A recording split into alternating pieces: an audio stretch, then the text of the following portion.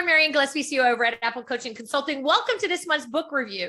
So the book I'm reviewing this month is actually, it's an amazing one, and it's by Gabor, I think you pronounce it this way, sorry, but Gabor Maté. He's a physician, a palliative care physician out in Vancouver. And the book is called When the Body Says No. And it's really all about the cost of hidden stress.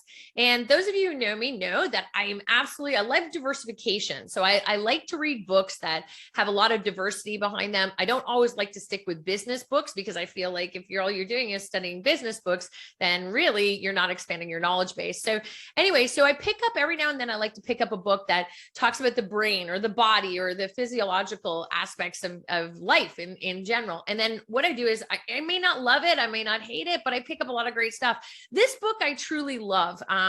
It's not for everybody. If you're a hypochondriac, I probably wouldn't suggest reading this. So if you constantly think there's something wrong with you, I would really stay away from this one because it does have a ton of things that it talks about in different interviews and whatnot. But what I really like this is that it explores the connection, and this is what fascinates me about this book. It explores the connection between the mind, body, and spirit. And it talks about how things happen in your body, where illnesses come from, how we can prevent them. It's really quite fascinating. And it does intimate interviews with about a dozen people, some famous people who have lived, some who have died. Obviously, you can't do interviews with those people. But anyway, but it does talk about some of the interviews and how they overcome chronic illnesses, which I think is absolutely fascinating.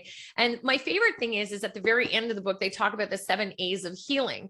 And that's really quite fascinating because I find that sometimes you're left with these great books, but then they don't give you anything afterwards. So the 7 A's of healing are acceptance, awareness, anger, autonomy, attachment, assertion, and affirmation, I believe. Affirmation. I'm going by memory on that last one.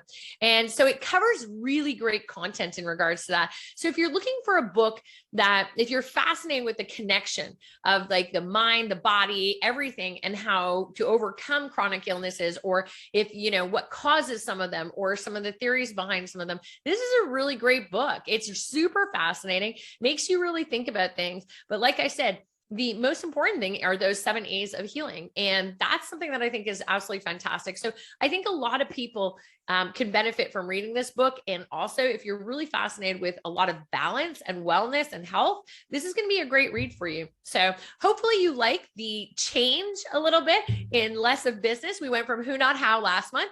And so this month we're taking it a little neurologically, and we're doing a little bit of body, mind, and spirit reading, but also some really good content in there. So I highly recommend, for those of you who are fascinated with this kind of material, this is a great book to read, and reach out to me. I'd love to hear what you think about it.